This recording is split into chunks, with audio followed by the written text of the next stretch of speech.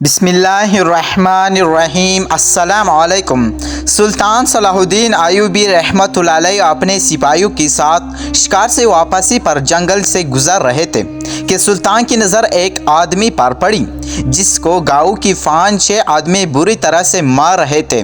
سلطان صلاح الدین ایوبی رحمۃ اللہ علیہ نے اپنے سپاہیوں کو اشارہ دیا کہ اپنے گھوڑے کو روک دو، اور سلطان نے اپنے ایک سپاہی کو بھیجا کہ جاؤ اور ان ساروں کو میرے سامنے حاضر کر دو، اگر وہ نہ آئے تو ان سب کی گردن اڑا دینا۔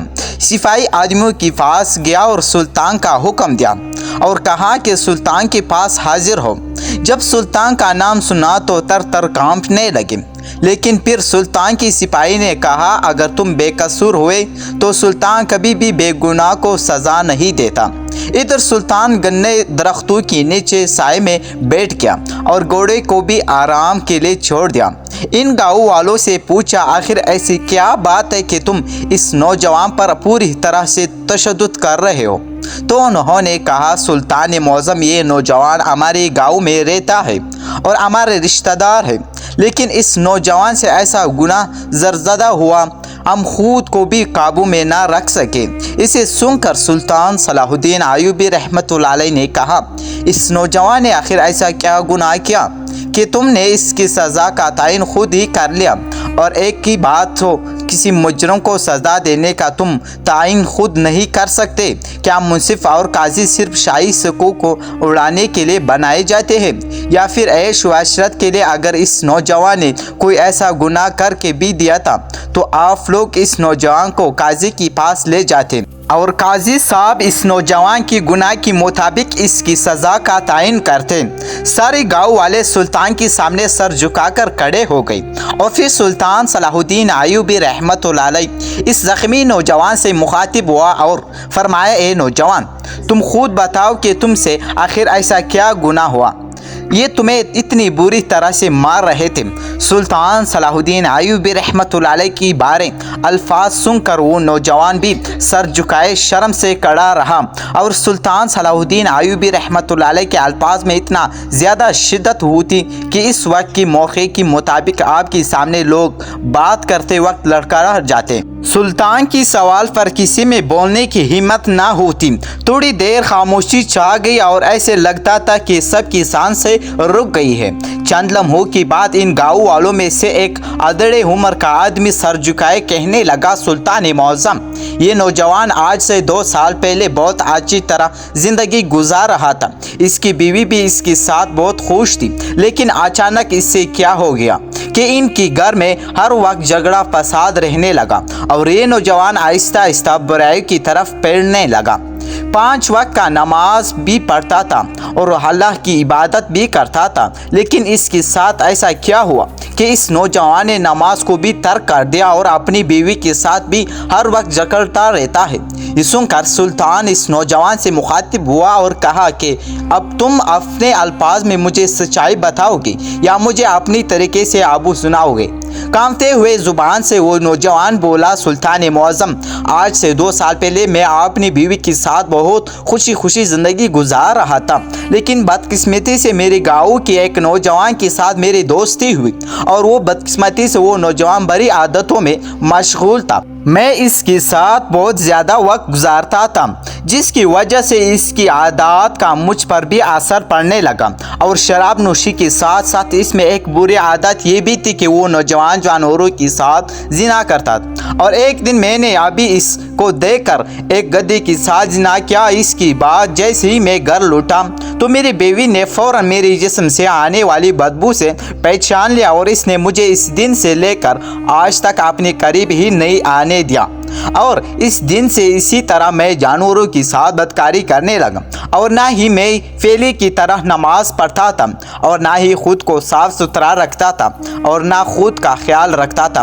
اور آہستہ آہستہ میں اس انجام تک آ پہنچا، حتیٰ کہ ایسا وقت بھی آ پہنچا کہ گاؤں والوں نے ہمیں جانوروں کے ساتھ زنا کرتے ہوئے دیکھ لیا۔ तो उन्होंने हमें बुरी तरह मारा।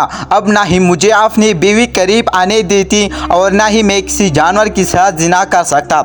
इसलिए मैंने शहवत से तंग आकर जंगल में चलाया। मैंने हर तरफ नज़र दौड़ाई लेकिन कोई भी जानवर नज़र नहीं आया। शहवत से तंग आकर मैंने अपने नफ्स पत्थर पर रगड़ कर अपनी शहवत निकाल रहा था कि गाँव वाले किसी काम के सिलसिले में जंगल से गुजर रहे थे।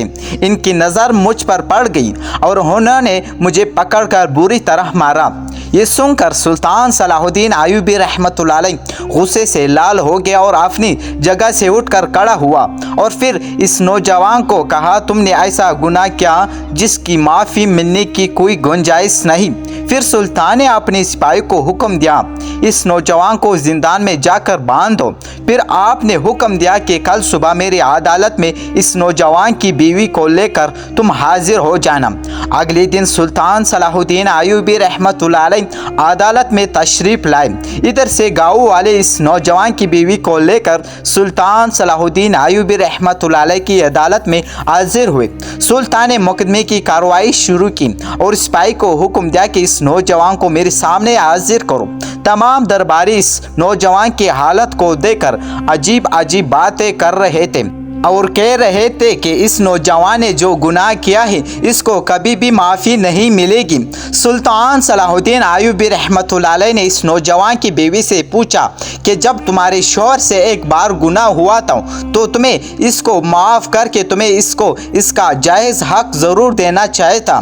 तुमने अपने शौहर को जायज़ हक नहीं दिया और वो बुरी आदतों में दस्तार चला गया और तुम भी इन गुनाहों में इसके साथ पूरी मुरतकब हुई। क्योंकि अगर तुम इसे अपनी बीवी होने का पूरा हक देती तो आज वो इस इंजाम तक ना पहुंचता और जितने भी इसने गुनाह किए वो आज शायद ना कर सकता। सुल्तान सलाहुद्दीन अय्यूबी रहमतुल्लाह अलैह की गिरचे अल्फाज सुनकर इस नौजवान की बीवी बोली, सुल्तान मुअज़्ज़म, जब से ये जानवरों के साथ जिना करने लगा था इसकी जिस्म से अजीब व गरीब बू आती थी। मैं रोज़ बरोज़ तंग होती जा रही थी और मुझे शक था कि कोई गलत काम करके आता है, लेकिन जैसी मैं पूछती तो वजह मुझे बातों में ढाल देता। लेकिन एक दिन जैसी मेरा शौहर घर आया तो इसकी जिस्म से बू आ रही थी। मैं जान गई थी कि ये किसी जानवर के साथ जिना करके आ रहा है। मैंने फ़ौरन पहचान लिया और इस दिन से लेकर आज तक मैंने इसे अपने करीब भी नहीं आने दिया। ये सुनकर सुल्तान सलाहुद्दीन अय्यूबी रहमतुल्लाह अलैह ने कहा, तुम बहुत बड़े गुनाह की मुरतकब हुए और अगर आज तुम्हें सज़ा ना दी गई तो आने वाले वक्त पर बहुत भी असर पड़ेगा, इसलिए तुम्हें सज़ा पुटनी पड़ेगी। फिर सुल्तान ने इस नौजवान को सज़ा सुना दी और इसकी बात सुल्तान ने लोगों को मुखातिब करते हुए कहा कि औरत मर्द को ज़मीन से आसमान तक ले जा सकती है और वही औरत इंसान को आसमान से गिराकर ज़मीन के नीचे भी ले जा सकती है।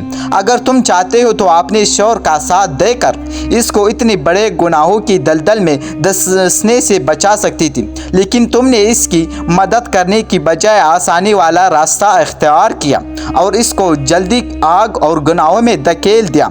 हत्ता कि सुल्तान सलाहुद्दीन अय्यूबी रहमतुल्लाह अलैह की ये बातें करते हुए अवदीदा हो गए कि अल्लाह की आज़ाब से डरो। ये सब कुछ अल्लाह की आज़ाब को दावत देने की मुतरादिफ है। फिर इस औरत से मुखातिब होते हुए कहा, तुम्हें भी अल्लाह के सामने सुजदरेज़ होकर अपने गुनाहों की माफ़ी की दुआ मांगनी चाहिए, क्योंकि तुम भी अपने शौहर के गुनाहों में बराबर की शरीक हो। अल्लाह ताला से दुआ है कि अल्लाह ताला हर मुसलमान को नेक और अच्छी दोस्त और नेकमार बीवी अता फरमाए। दोस्तों, अगर आप लोगों ने इसी वीडियो से कुछ ना कुछ सबक हासिल किया हो तो इसी वीडियो को लाइक करके चैनल को ज़रूर सब्सक्राइब करें और बेल नोटिफिकेशन को ऑन करके, ताकि इसी तरह वीडियो की नोटिफिकेशन आप लोगों तक पहुँचती रहे। बहुत शुक्रिया आप सब दोस्तों।